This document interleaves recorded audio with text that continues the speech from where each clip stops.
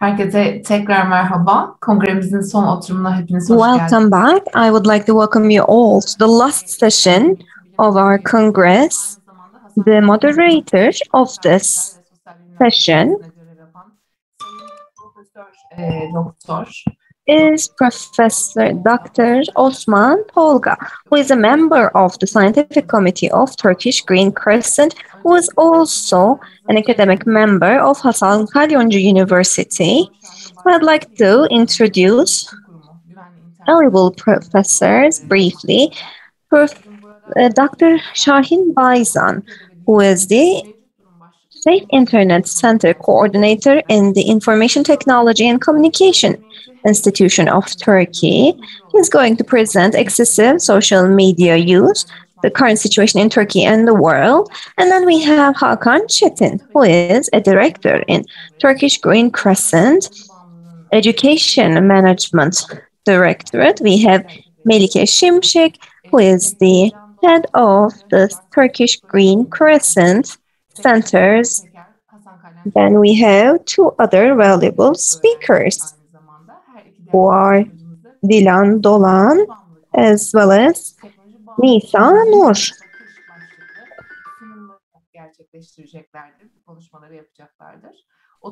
She is going to present a young perspective on technology addiction. You will be able to ask your questions to the speakers at the end of the presentations. There is a 5-minute questions and answers time allocated to each speaker. Having said all these, I'd like to pass the word to the moderator, Mr. Osman Tolga Arıcak. You have the screen now, sir. We don't say no anymore. You may proceed to the rostrum, but we say now, you may have the screen now. Thank you. Cansu Hanım, distinguished colleagues, distinguished participants, we would like to welcome you to the last session of the day. We have 3 topics to discuss. One of them is the excessive use of social media, the current situation in Turkey and the world. Professor Shahin Bayzan is going to present. And then we have the activities of intervention to prevent technology addiction by Turkish Green Crescent. And then we have the last topic, a youngster's perspective on technology addiction. So we have a total of 90 minutes, just like Cansu Hanım said. There is also a 5-minute questions and answers for each speaker. So we have a total of 75 minutes, the total for presentations, and 15 minutes for questions and answers. We have 3 speakers. Each will be allocated 25 minutes. Hakan, Melike, you can allocate 25 minutes, as well as Dilan Dolan and Nisa Nur Peker. You have 25 minutes in total. You may allocate the time equally, or you can share as you like. So, first of all, I'd like to give the floor to Shahin Bayzan. You may have the screen, sir. Hello, everyone.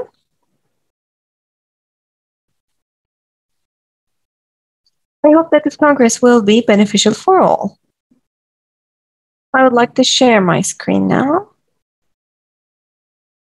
You can find the button at the bottom of the screen. Our children can use these devices better than us.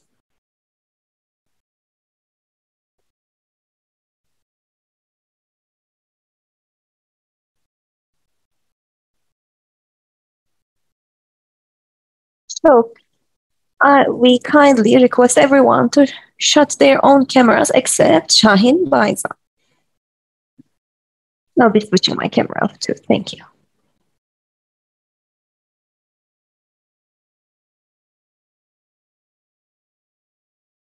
We are going to talk about excessive use of social media within the concept of international Technology Addiction Congress, I'll be talking about the current situation in Turkey and the world. Of course, it has taken a very long time to reach today in the technology. We call our society as a super intelligent society 5.0, where we feel the technology in all domains of the life, and there is the productive relationship between humans and machines, and where growth and development is also affected by technology. When we take a look at these developments, we see that it is mostly concentrated in the last century. If you take a closer look, there's a rapid progress in the last 30 years. So after 90s, especially after the millennium, the wideband internet started to be prevalent everywhere, and developments have increased even further. We are talking about the Z generation as well as Alpha generation, and there is the silent generation where technological developments were not seen in a significant way, and then there was the after-war, post-war baby boomers generation. This generation adapts to the technological development, and in around 1980s, we are involved in this actually. There's the Y generation. And now we see the generation Z, where the social media literacy is very easy for them. They are already further developed. And the risk factor of social media is a risk. They are digital media residents, and we are digital media migrants. There are some people who are working on digital media as well as social media. We may evaluate the situation for them, but if a person is not using the internet in a functional way, we can talk about internet, this addiction, game addiction.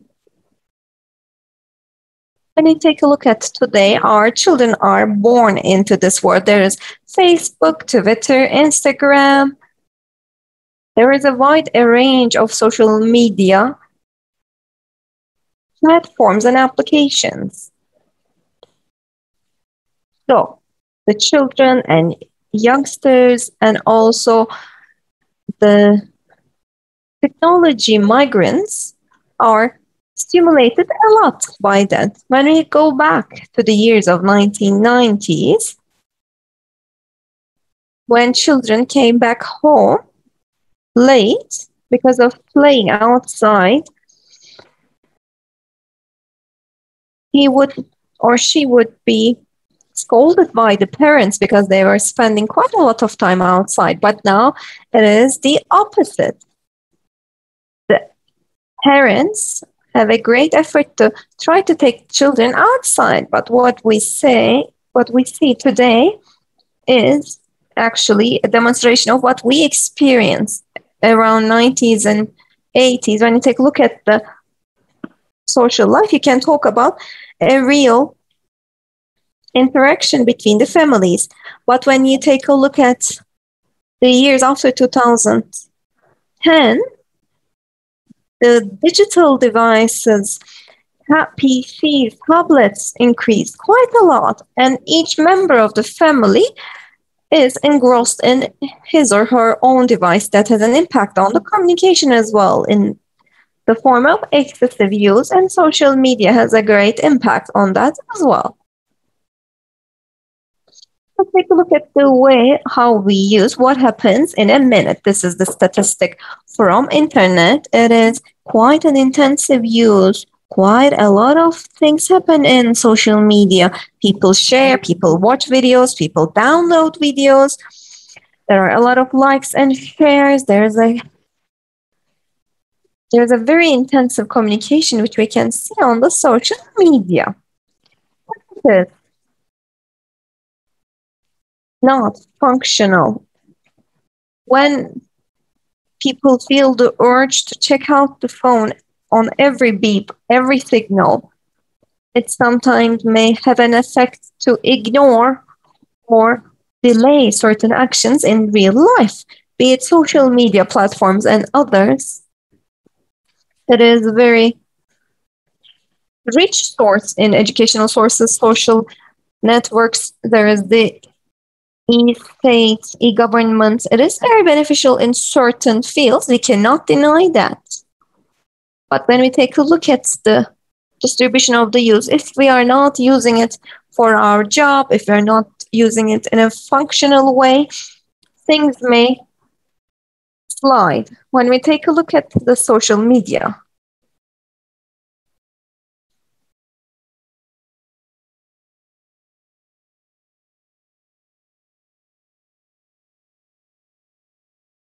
when we take a look at the main characteristics of the social media, people produce their own content. Some people broadcast live themselves to produce content, and there's a high interaction with other parties which makes the social media very attractive. We have seen this in Arab Spring as well. Then there was Gezi Park demonstrations. Society can be mobilized via social media very quickly. You can reach different audiences in the world very easily, which makes social media quite attractive.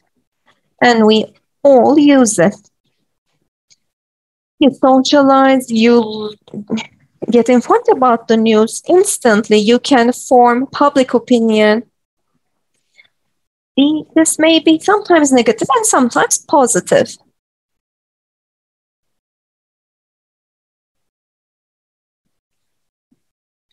And the negative consequences are experienced mostly by those who use social media too much.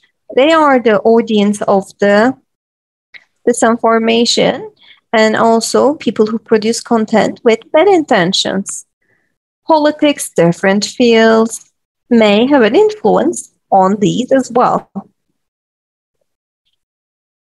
The content starts with chatting on social media. It results in interaction and investment. Of course, we use these social media platforms free of charge, but we should know one thing, that whatever we are served free of charge, it means that we are the product. There's the content, there are producers, there are people who leave their marks. We are those who leave marks.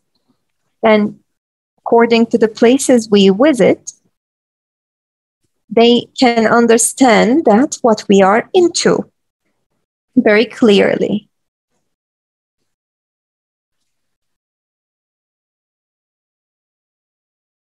So the users are the subject.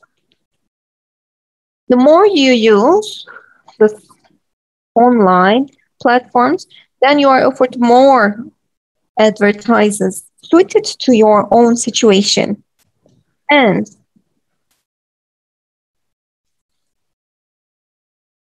these platforms want to rob youngsters of their sleep as well as their time. They are trying to keep the youngsters online as much as possible because it's their way of generating income.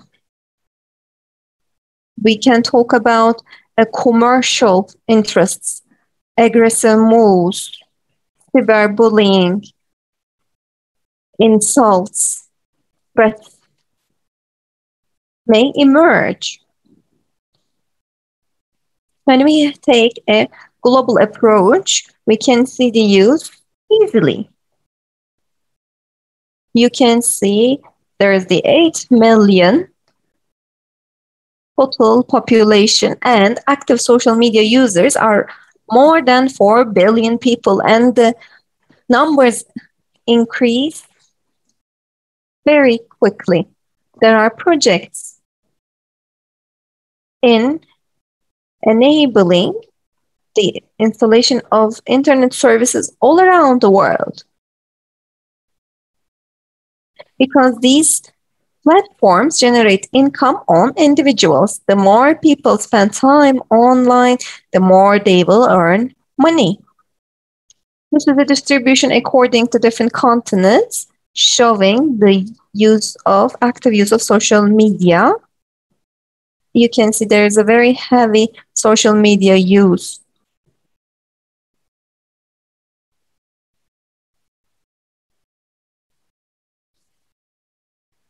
This is the distribution of different social media platforms. Selected ones are most popular: Facebook, YouTube, WhatsApp, Facebook Messenger, and Instagram are the ones that we use the most of the time. So we spend time mostly on these platforms.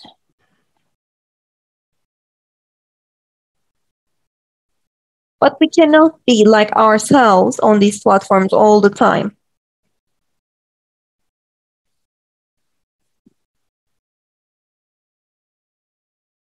And the people who use these platforms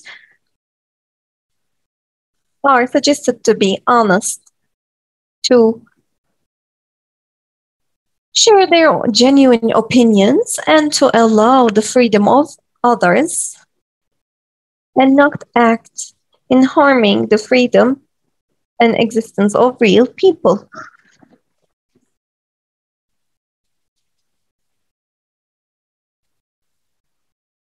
When people use these platforms intensively, they are mostly exposed to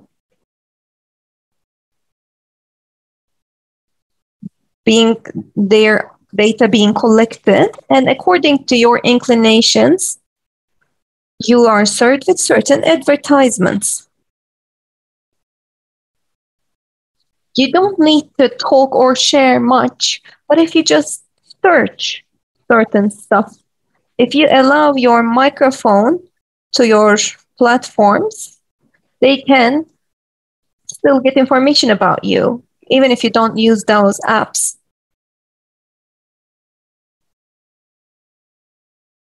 Whatever you talk with your friends and family, if you go online, you will see the advertisements easily. And then you will say, this is what I was talking about. And how come I see the relevant advertisement about it? We are surprised about that, because they have access to our microphone, our camera. And the more you use online sources, you allow them, because they are asking for your permission. This is heavily debated, whether it is safe or not, but here, that's the situation. Let's take a look at the use in Turkey. We have a population of 84 million, and we have 65 million internet users, and a majority of these users are also active on social media platforms.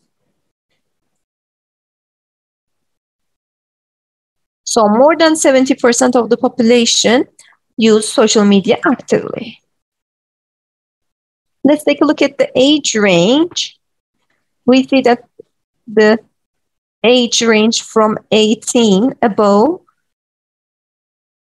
use the social media very highly. So even friends who meet to have dinner outside, rather than chatting among themselves, they use their mobile phones. You can see it easily. When you go to a restaurant or a cafe, you can observe this very easily. That's actually a setting where people meet to socialize, but they focus their attention on social media platforms. Now, internet use is more prominent, much more than TV. When you compare the hours, the internet uses around 7 hours, where TV is 3 hours. And the other uses are very minor. Social media is a simulation of communication.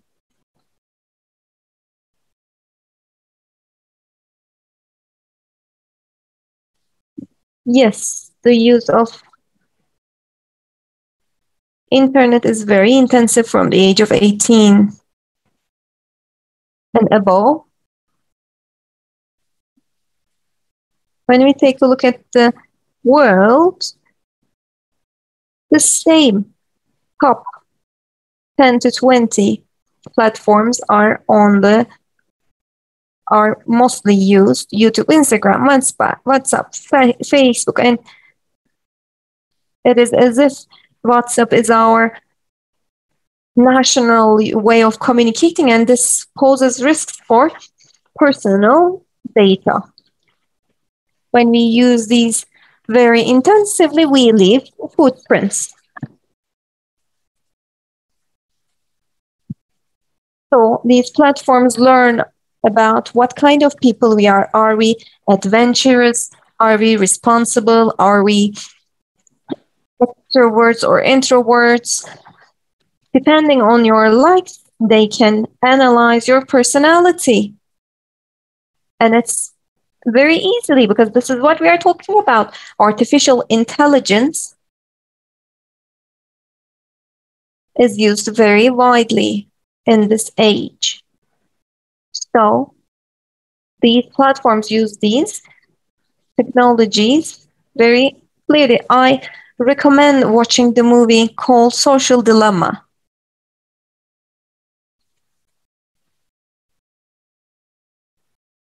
Where you can find out about the strategies.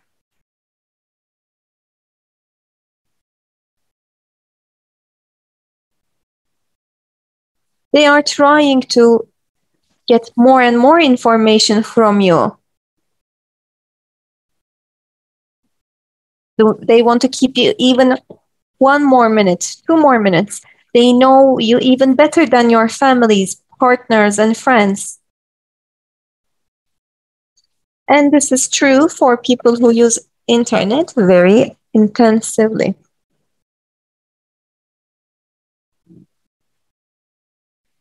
There are interruptions in your voice.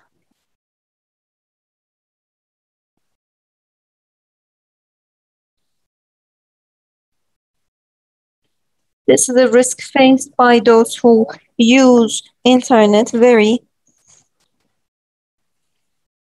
intensively, and they are served false informations, and these people may believe these without really knowing whether that is real or not. The wide use is having a toll on psychology as well as physical health. So when you take a look at your phone for an extended amount of time, we know that there is an added burden on your body. There are certain social media platforms, and they have very unscientific shares. There is a concept called cyberchondria. We are trying to diagnose our own diseases. When we don't have a phone, we don't have smart devices, that is called nomophobia, the fear of being without the phone. And there is the FOMO. That concept is about fear of missing out on the developments in the world. That also brings about social media addiction. Even though we don't talk about that, we call it risky use, problematic use, because many people don't accept internet addiction, let alone social media addiction. But when you take a look at the symptoms, it clearly shows that when you are out of control, when you have the will to be online all the time, it may reflect that you're addicted to social media. One of the most underlying issues under this is the feeling of loneliness. So if there is communication problems in the family, or individuals who don't receive the attention they wish, they may turn themselves into the social media platforms. You have final 5 minutes. Yes, thank you. Excessive use is developed due to social, so in real life connections. The real life connections are weakened where internet social media ties are strengthened. Peer groups, types of friendships and their communicative skills have an impact on the excessive use as well. We are talking about technology and its derivatives, so social media platforms, video platforms. The people who spend quite a lot of time there are under risk. The excessive use weakens the ties with families and friends due to the limited time spared for them, and people are isolated from the real environment and become lonely.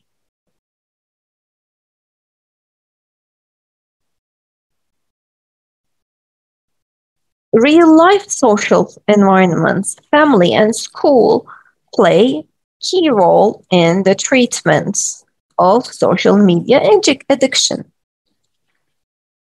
The people spend approximately 3 hours in social media a day. Of course, people are going to use these social media tools, but there are 2 keywords that we would like to highlight in use of internet and its derivations. The conscious and functional use is very important.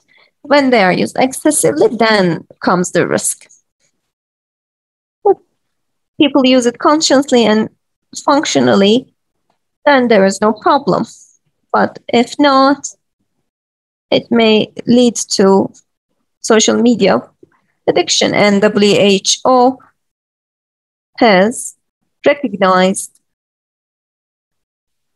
gaming disorder, but in the future, there might be also the social media addiction in the future, just like the ones that we're talking about, gaming. Thank you very much for your attention.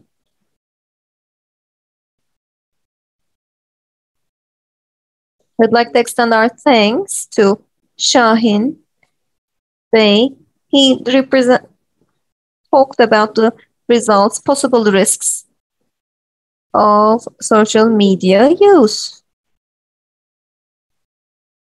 Thank you very much. Thank you. Now I'd like to pass the floor. Now, the next presentation Hakan Çetin to talk about the services of Green Crescent as well as Yeşim Şimşek. You may have the floor. To prevent technology addiction. Thank you very much, Professor.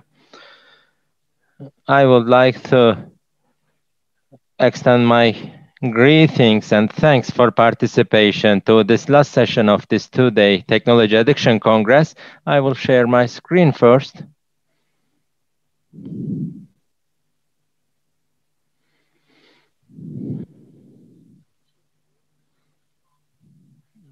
The Green Crescent's technology addiction prevention works.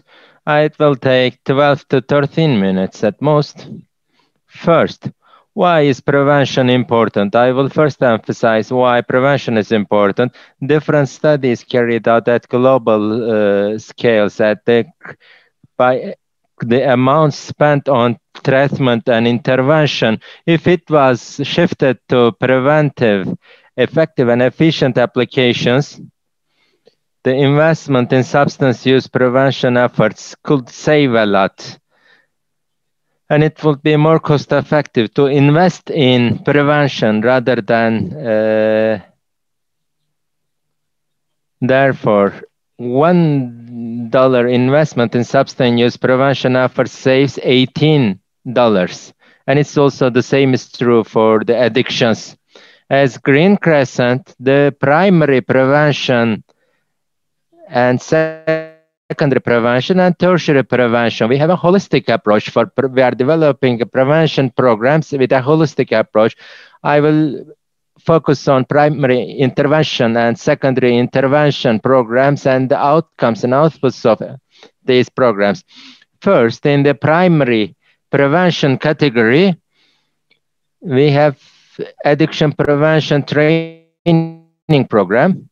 Later on, life skills program and school-based intervention program as secondary prevention program, school-based intervention program. Turkey's most widespread and comprehensive addiction prevention program is Green Crescent Addiction Prevention Training Program. First, I will start with this program, Addiction Prevention Program of Turkey, TBM. The program is with the efforts and the studies of the scholars and taking the program implemented within the framework of the cooperation of the Green Crescent and Ministry of National Education is a preventive education program that aims to raise awareness against addictions in the general society, especially children, young people. It's applied professionals who are expert in addiction areas such as academicians, physicians, psychologists, and communications. It includes all types of addiction, healthy living, technology addiction, tobacco addiction, alcohol addiction, and drug addiction. It's a very comprehensive program. Currently, we have 18 modules, training programs.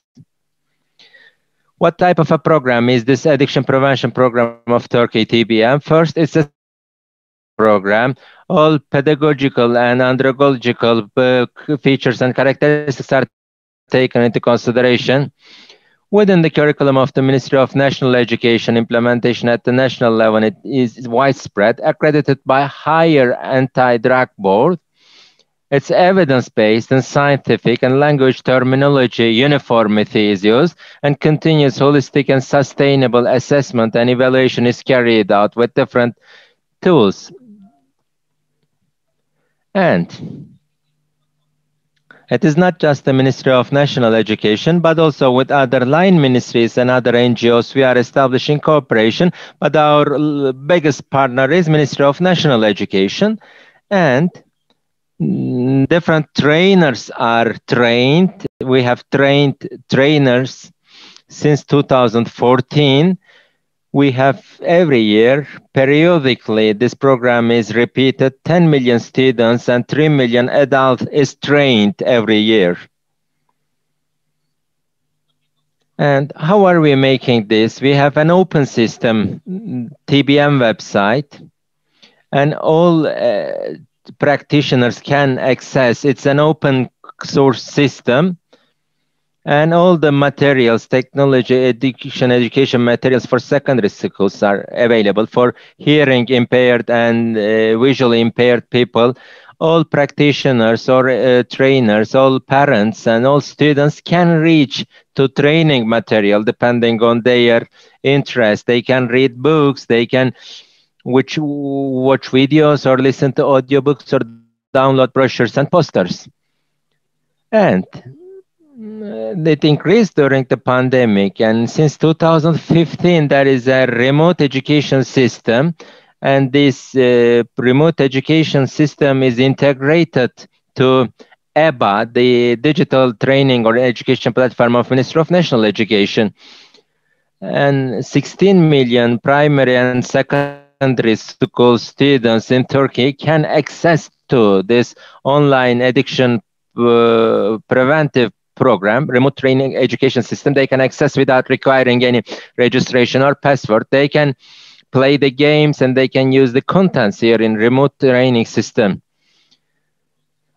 It's not just implemented in Turkey. Around 80 countries, Green Crescent societies in 80 countries. We are spreading this and we are translating the materials to languages. And also we are providing training of trainers courses in other countries. And also we are translating our materials to Russian, Arabic, French, Serbian, Bosnian, and Kyrgyz languages. On the other hand, being evidence-based and scientific approach is very important for us.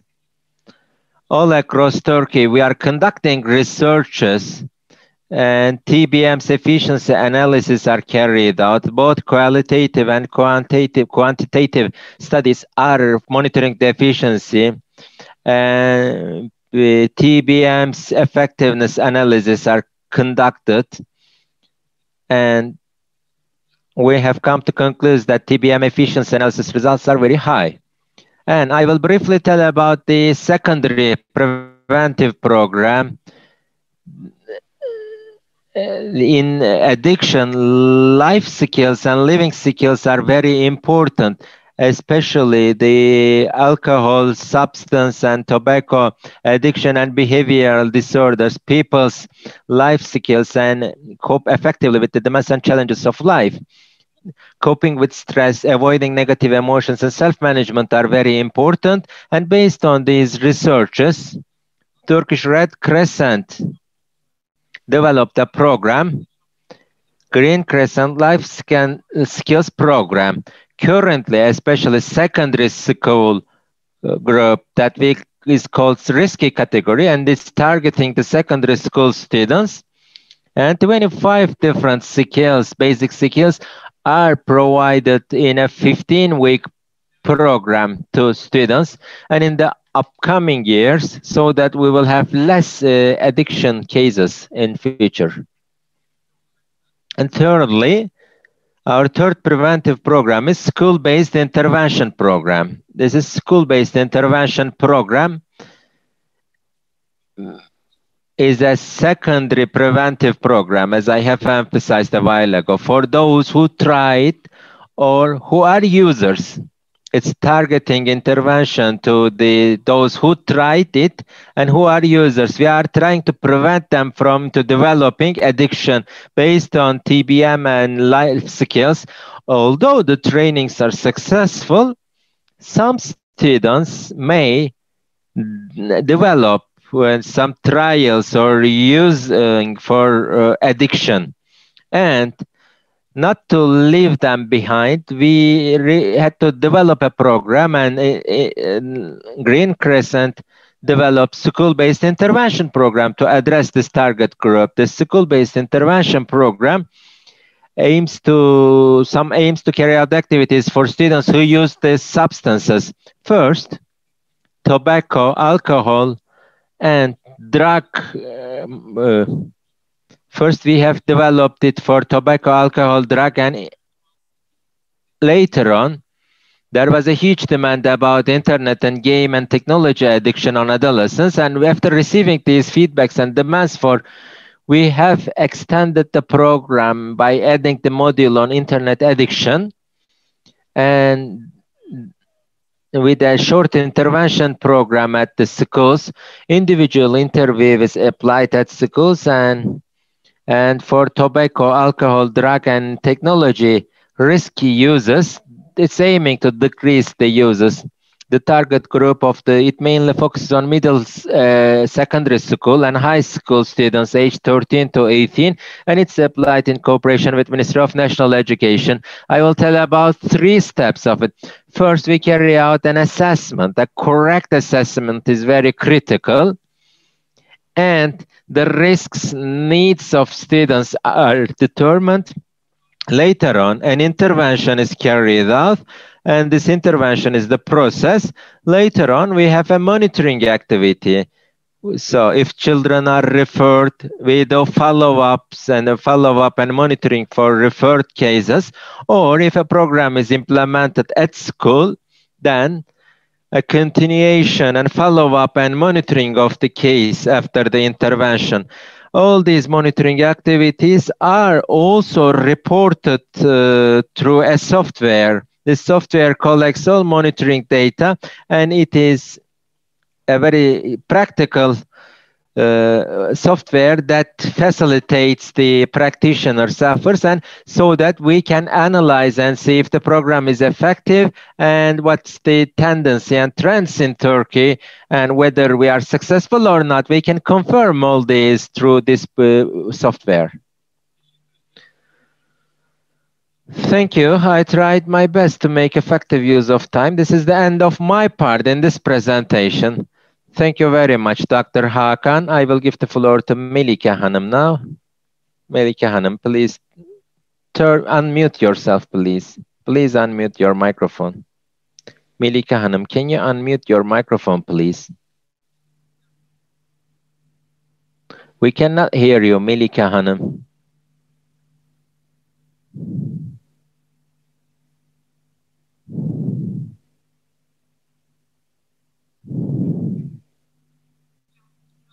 Can you hear me now? Yes, we can. Yes, we can hear now. Thank you. Now I will tell about Yeşilay's intervention of Yeşilay's efforts for internet addiction. My name is Melike Şimşek. I'm an expert psychologist. I'm the manager of Yeşilay Counseling Centers. YEDAM. I will briefly tell about the Green Crescent Counseling Centers, YEDAM. Mostly we are focusing on information raising activities in public, and after the request by the people with addiction disorders and their relatives, Green Crescent took a step to provide services to addiction disorder patients and their relatives.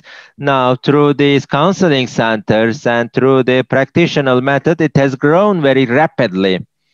In YEDAM, regardless of the addiction type, for internet and technology related, including the technology addiction interventions, it's a three-stage intervention. One is a counseling line, 115 or 444-7975. People can call these call centers, and if they have any questions and problems about addiction, they can get information. And what's the difference between counseling line to we have very competent psychologists working in this counseling line, and the competency of our colleagues, we have come to realize how important to have competent counselors at the counseling line. After the initial call to the counseling line, our clinical psychologists and social experts, social workers, they draft an intervention program assessing the risks of the people, and a referral is made for clinical treatment if needed, and workshops and vocational training and job placement and referral to relevant institutions for job referral. When the topic is internet, an addiction is addiction, but there are different types of addiction. When it comes to intervention to addiction, there are some differences here. The main goals of stopping or decreasing internet use, psychosocial functionality, increasing psychosocial functionality. Just giving up internet is not enough. Taking responsibility and some improvement in family relations, mental and physical health improvement, and providing the individuals with coping skills. These are some of the objectives of the treatment. The stages of treatment can be shown here briefly. First, with participation, it starts, they are applying to us, and later on, the motivational interviews and awareness raising and therapeutic relationship is established here. Here, the detoxification or purification, this is especially for substance addiction, but for internet addiction, sometimes medication can be used. At stabilization stage, if you have reached the stopping or decreasing stage, how can we make it continuous and permanent? By providing support to families, we are stabilizing this condition for rehabilitation and reintegration stages. Psychosocial treatment is a little bit more focused on social side. Now they become a part of the life, and how they can use their spare times in life, and how we can prevent relapses, and how they can develop healthy life skills and vocational or academic related or financial improvement. We are focusing on these stages in rehabilitation and reintegration. It starts from participation and it goes subsequent stages following one another. So from motivation, you cannot just jump to reintegration and you cannot have healthy results. Therefore, ideal intervention, these stages must be monitored and should be following. In YEDAM, we have a matrix for addiction counseling matrix. This is a systematic practical model. And what makes the YEDAM activities is that it has a systematic framework for implementation, so that regardless of which province, which city you are receiving service, the standard of service is the same. And an intervention that is in line with this addiction counseling matrices, medical support, social support, life regulation, relapse prevention, providing information, working with the family, emotional and mental support, it's covering all these areas. And our intervention is basically two types of intervention. One is internet addiction and smartphone addiction.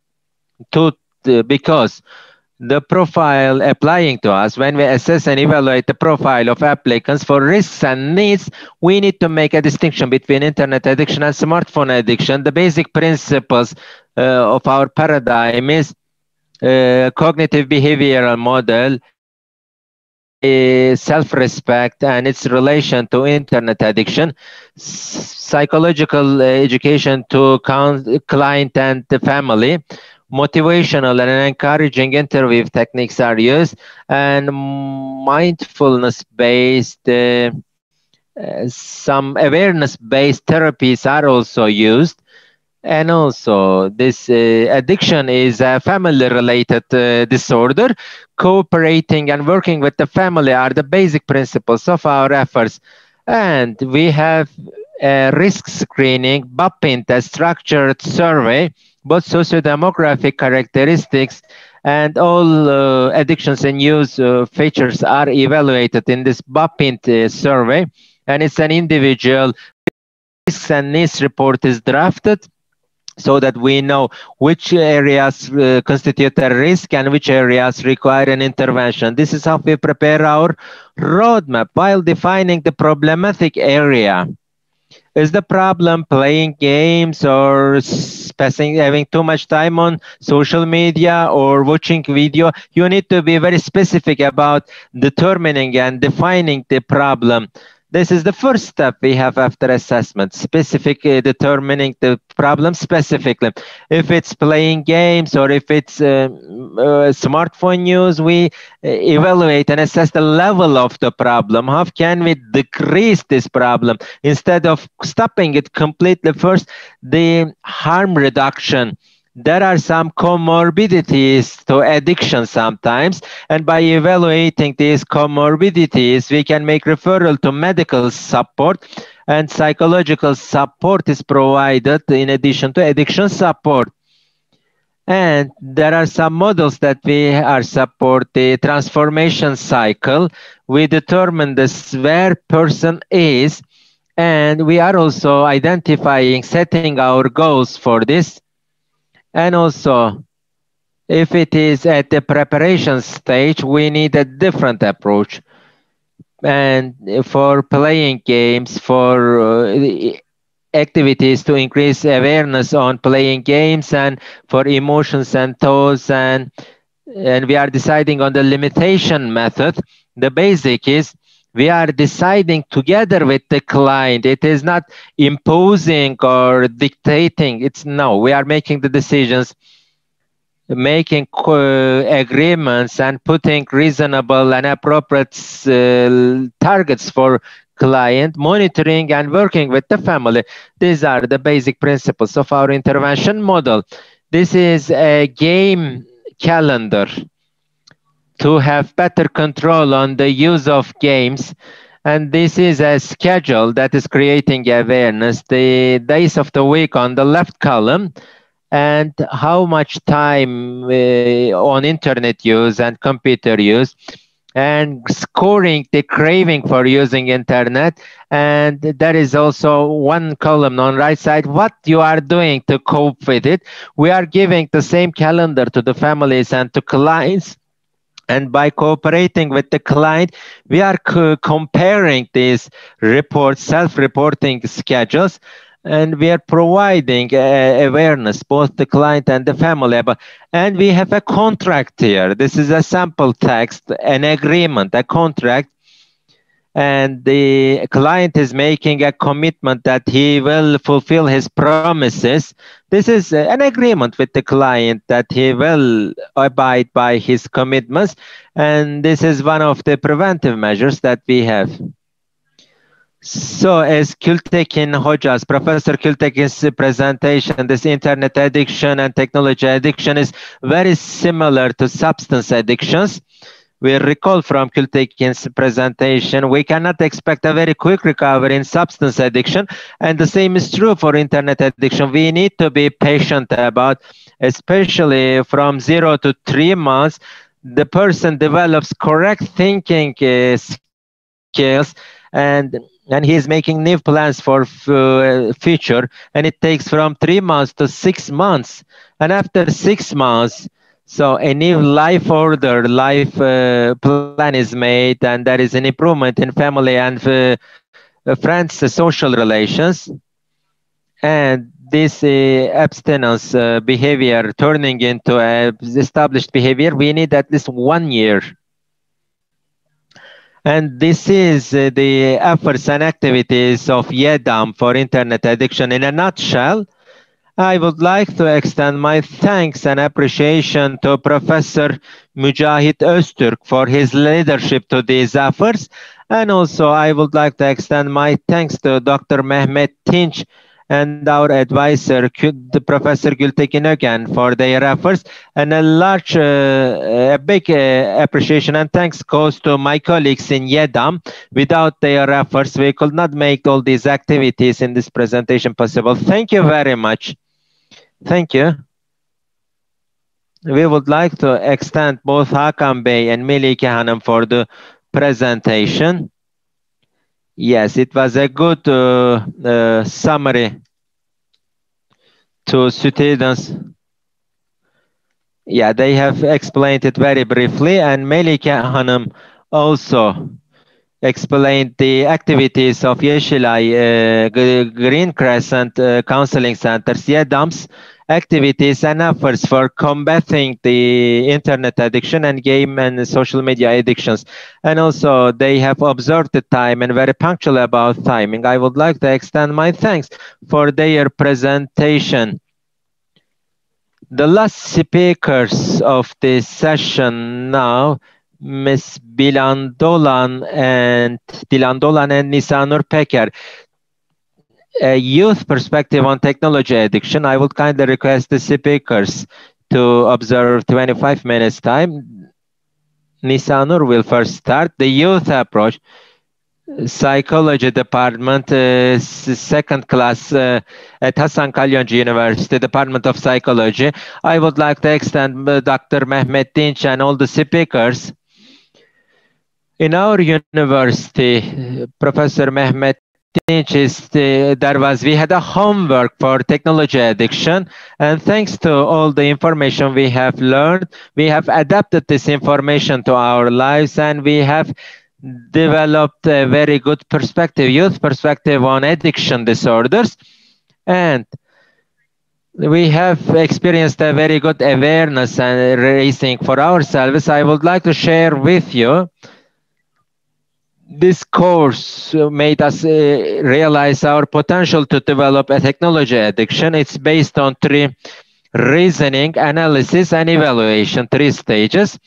This course is not, we didn't perceive it as a course, but personally it improved our thinking capabilities and learning about ourselves. And in the result of all these efforts, it has helped me about to come to best solutions for me. We have been successful with some of them and not successful. If I may summarize the whole process, it contributed to having a healthy relationship with technology. In our homework for technology addiction course, Dr. Mehmet Tinch wanted us to ask four main questions.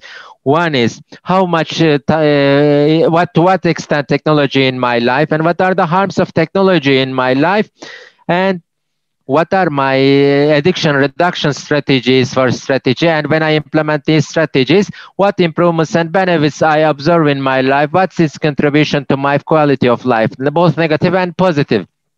And after these questions, first, I was not thinking that I had some negative impacts of technology addiction. Of course, I could observe some negative impacts, but I would never call it an addiction because I thought it was a normal use. And when I look at my family and the people around me, people are using smartphones, tablets, computers, and they are using social media all the time. I never described it as an addiction. Later on, I asked this question. Yes, it has a huge part in your life, and it's even preventing your routine daily works, and you feel so concerned about it, but you don't think that you are addicted. Then why are you normalizing these negative impacts of this? And after this question comes my awareness. In order to have a conscious relationship with the technology, first I should calculate my screen time. First, when I checked, it was the 15th of March, and my screen time on the phone was 10 hours and 24 minutes. And this was just a phone. When considering other devices like tablet and the computer, I could see how much little time I have more. So after this awareness, I was checking what challenges I have in using technology, and I started to make an analysis based on. So unintentional use and using it without any objective, any purpose. And I was using it as a pastime activity. If you have a purpose use, you should know how long you should use the internet, and you should make a planning for other works. But I was not doing none of them. For instance, whenever I have a short period of time, I will check my social media accounts.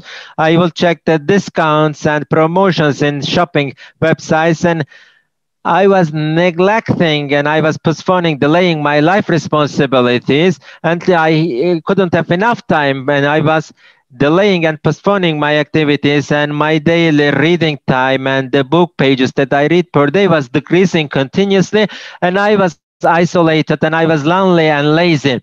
So when with the colleagues, when we have video conferences, we could have less physical contact, and I could not limit my use. Of course, you should have a certain time for leisure use of internet, but its time period should be very little. I had no plans, and as long as I would like to have. So I was using internet for every work. For instance, if I'm doing a very simple thing, I could have listening some music in the background. When I cannot watch something, I would not enjoy what I'm doing. And lastly, it was not a healthy use. Of course, there were psychological and physical problems I was suffering because I have a long screen time and decreased physical activity. I had no efforts to prevent them. To the contrary, I could accept and normalize this because other people are experiencing the same thing.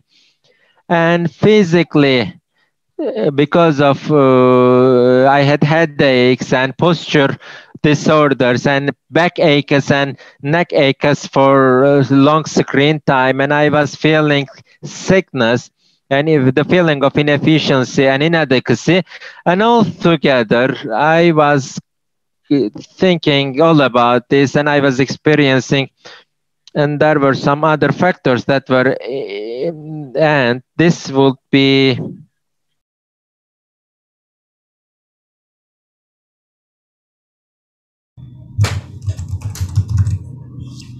As for the risk factors, I found out that my time of screen time during the nighttime increased, and I had anxious thoughts, and I found that internet was relieving me. As for the protective factors, when I was getting away from home, when I was spending time with my friends and my family, I was not really looking at the screen at all. And when I was also engaged in sports, I was not looking at the screen. As for the question which strategies I can use, I first wanted to prove myself that my life is not only about technology, and I had the motivation to set objectives for my life, and I followed my screen time during the week.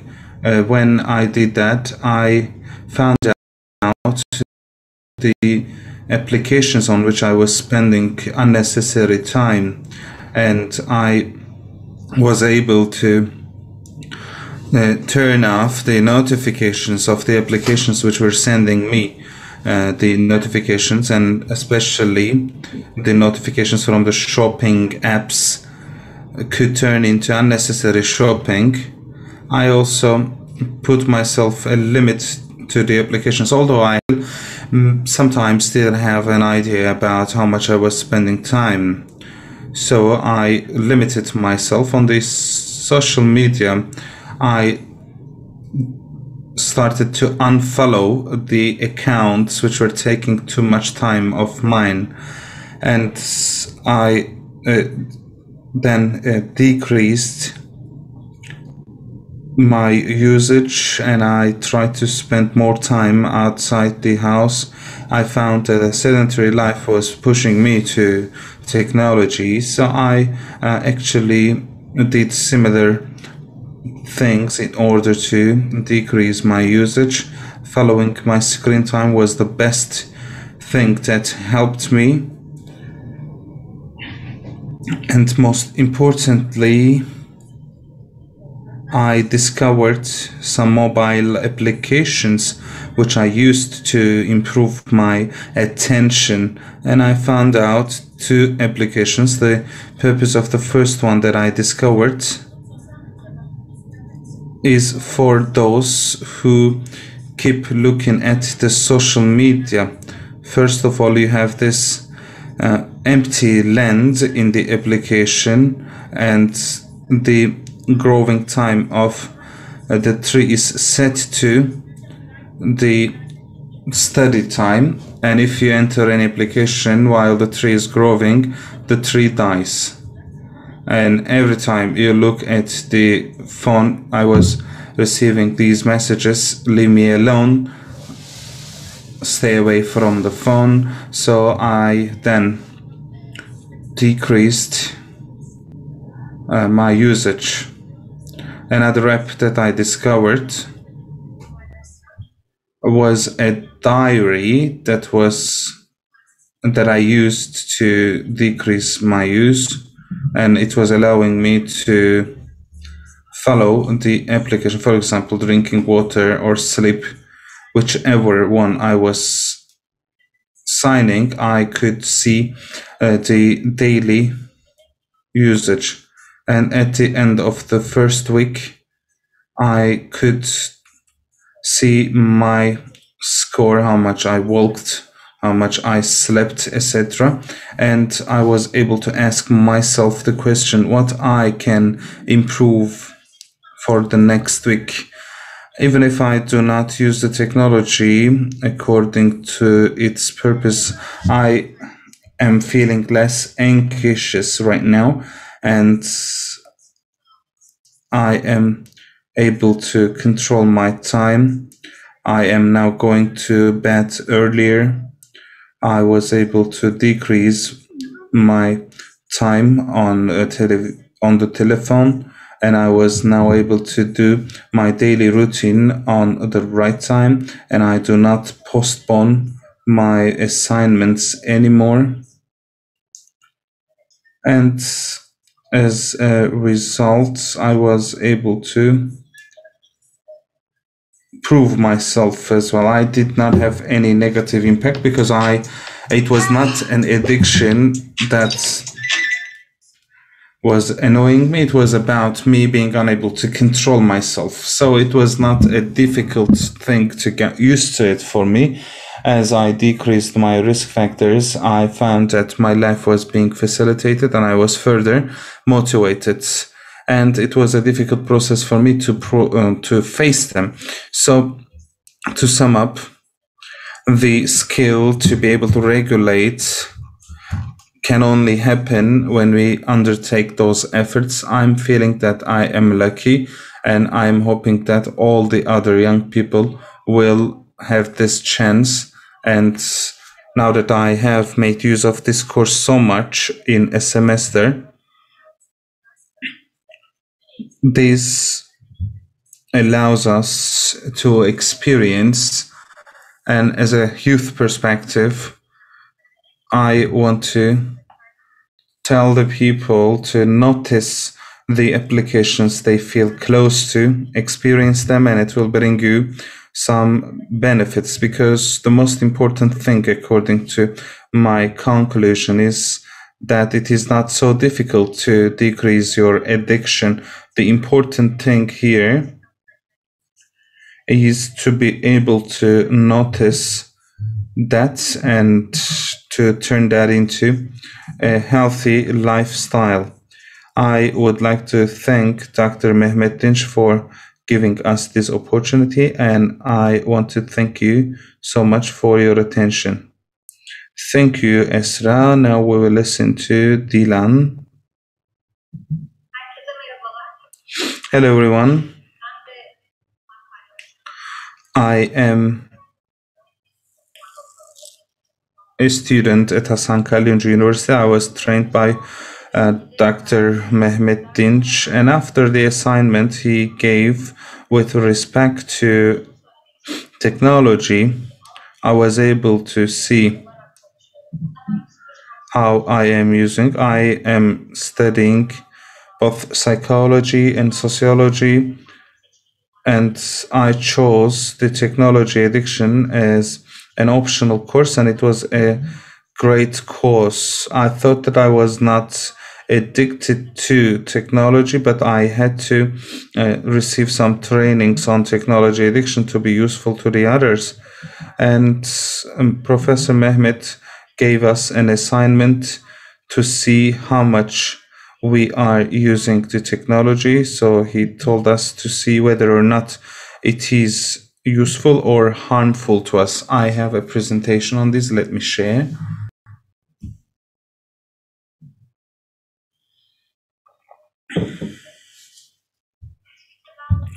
First of all, after the assignment, I wanted to see how much I was using my screen. It was an easy process for me, because for me, I thought I was not addicted to these screens. I did not watch TV for years. I was not online for long years, and I was actually spending more time with my family and with my friends. That's what I thought I was. Then I saw how much I was using the screens, and I was really frustrated because I thought that I did not use it, but I found that I was on Instagram for an average 5 hours.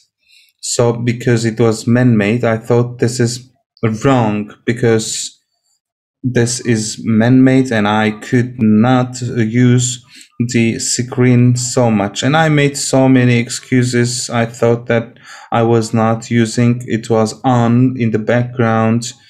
I thought, and once you start controlling yourself to see how much you are using, you immediately remove your hand from the phone. Therefore, the first 2 weeks were really difficult for me. Every time I was grabbing my phone, I was removing my hand, and I did not really control myself. So I think it first started as social acceptance. As a result, this turned into an unpurposeful use. Then it turned into an addiction. seeing myself as a technology addict was difficult for me because I was already addicted, because I obviously grew a tolerance for that. And when I stopped using it, I felt a deprivation. I was already trained about addiction earlier on, and I already knew. And I then was involved in this physical pain. I felt a deprivation. I wanted to use my phone, but this thing, which was an assignment, was obviously affecting my life. So the worst part is that it doesn't bring any benefit to me. And I was actually seeing what the people that I did not really like were sharing. I was looking at their profiles at greater detail. Then I said to myself, maybe you can go to their homes and see through their windows. And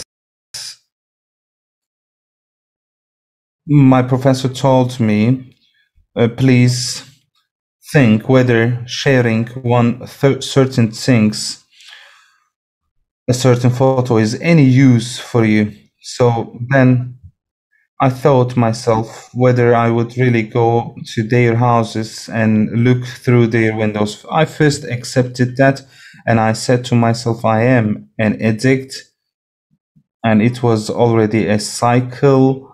And once I accepted, I thought, what can I do to change that? And I received some suggestions from my professor, and I was really lucky because I was a student of Professor Mehmet. Then my friends told me to limit my screen time, and I thought they were really temporary solutions, because when I did them, I thought that I will go back to the same point, and I meant to catch something intrinsic. And I found out this native experts talk, and my life was like a movie strip to me. And I wanted to work at the same time and to spend time with my family. So I was doing that, and I noticed that after that sentence, I thought, why are you using it so often? What purpose is it serving? And then Professor Mehmet also told us, are you sacrificing anything for us? And Professor Tolga also said, the more you use your hands actively, the more your mind will be developed. And I actually noticed that I was postponing that too much, and there were the books that I was not reading, I was postponing to read, and I put my phone on the book, so I will notice every time my hand was reaching. I needed something to stop me, as it turned into a habit. It was up to me to get rid of that habit. I said, you are not an addict yet, but it will change. And every time I used less, I appreciated myself. I said to myself, I believe you. So I was in front of the mirror. So it was actually contributing to me a lot. Then I took a look at the data of Turkish Statistics Authority, and this is the rate of Turkey. People are using the social media up to 81%. And I looked at the male and female distribution as well, because it needed to serve a certain purpose for me.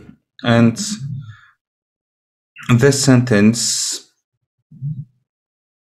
was highly important to me. The addiction shows you the life in a better way and empties you from the inside. So I had these unknown pains, and I had a neck straightening, and I thought it was because I was working very hard, but obviously it was about an unnecessary and harmful use of the mobile phone. Then I kept reading my books. I spent my pet cat, I spent time with my fiance, I spent time with my family. So the life became much better for me. So my call is to the youth who are actively using the screens as a prevention strategy. There are strategies. Access to the addictive substances more difficultly. So it is a suggestion to me, myself, grab your intrinsic motivation and say those words for yourself. What is the life that I deserve? And is that the life that I deserve? What must I do? And what methods should I try out? Professor Tolga also said, if I were to tell you to care about the garden, you could not possibly do the gardening. You could not raise a plant. So I always thought addiction is a mental problem. Maybe it is not accepted as a problem, but it is up to us to decrease it, and we need to get ourselves a hobby, and we need to decrease our screen time. And especially Instagram I'm using it only for 5 minutes now.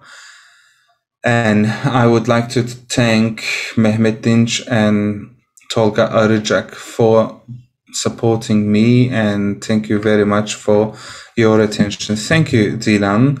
I would like to thank Esra and Dilan. So they have told us about the awareness they have raised as a result of the course, and I would like to thank both of them for their presentations. So all the speakers followed the time limit, and I would like to thank them. As far as I see, we have 3 questions. The first question is for Professor Shahin. The question is as follows. You have talked about the social media usage timing in Turkey. Is there any place where you are publishing them, and how did the pandemic affect the usage in Turkey? Actually, we do not have any place where we are publishing them in Turkey, but on VR Social and on the research center, you can see some reports, and you can find out the up-to-date data. Most recently, the Presidential Directorate of Communication released a social media guide, and similar statistics are used there as well.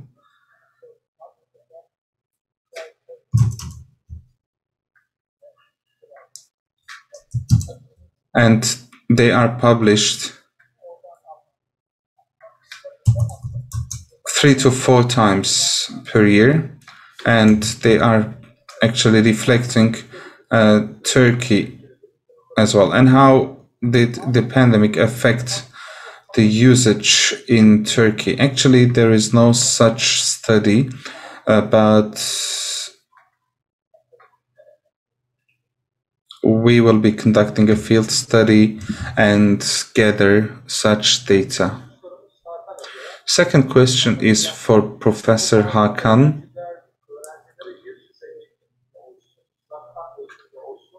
In the schools, the students can be encouraged to teach about technology addiction. As far as I am concerned, as Turkish Green Crescent training unit, you are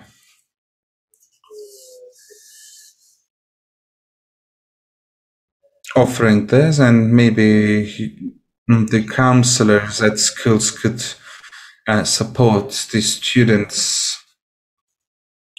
Well, initially, we do have our trainings like this congress that we are holding, and you can access if you like, and this could be beneficial for your personal development. And secondly, you can access to our website, and we are sharing some certain videos over there, and you can follow them, and you can make use of that, I believe. On the other hand, I should also tell there are many tools that could be used by the psychological counselors to access and to help the children. You can find out our archives, and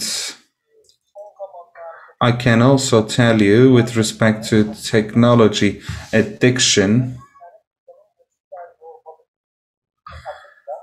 secure internet usage poster is also attached to our website, so you can also find out about the possible risks.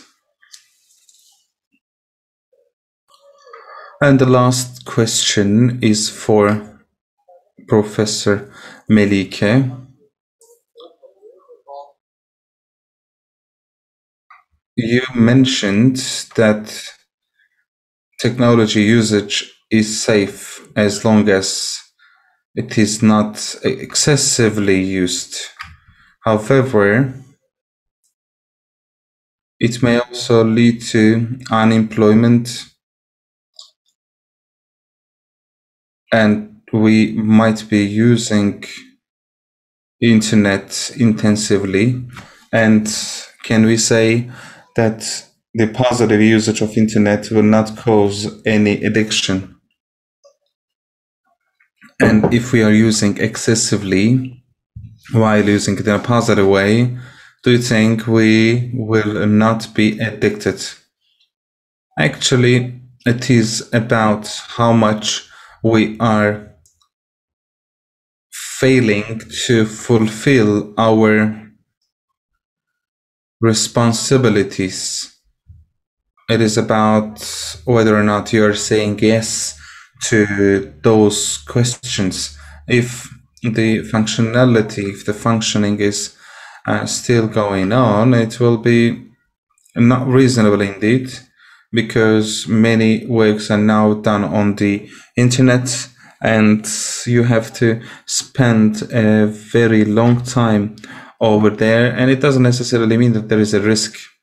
So those were the questions. Now I'll give the floor back to Cansu, and thank you all for your kind attention. Thank you for your great moderation. That was the final session of our Congress. We would like to extend our gratitude to the moderator. Also, we'd like to thank Şahin Bayzan, Hakan Çetin, Dilan Dolan, and Nisa Nur Pekash. we have listened to the great speakers over the last 2 days, and we have hosted national and international speakers. Very significant subjects have been discussed, and we have concluded the Congress this way.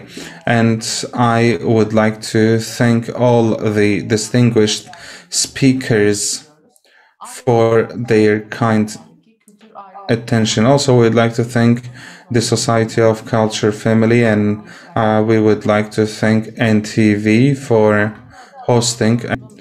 I am truly pleased to take place in this organization, and I would like to thank all the organizing committee, because I am truly pleased to be involved in this organization. This is a perfect one, and there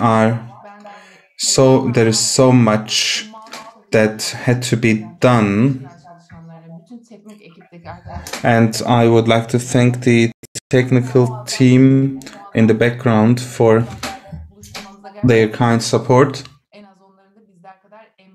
and they have put so much effort into this organization.